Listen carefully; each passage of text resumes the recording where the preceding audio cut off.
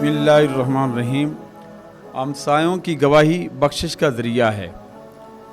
आका करीम अलैहिस्सलाम ने इरशाद फरमाया, जिस शख्स के हमसाए उससे खुश हों और उस शख्स के फ़ौत होने के बाद वो अपने इल्म के मुताबिक ये गवाही दे दें कि वो इंसान अच्छा था, तो अल्लाह ताला उसकी कमियों कोताहियों को अपने इल्म के मुताबिक माफ़ फरमा देता है।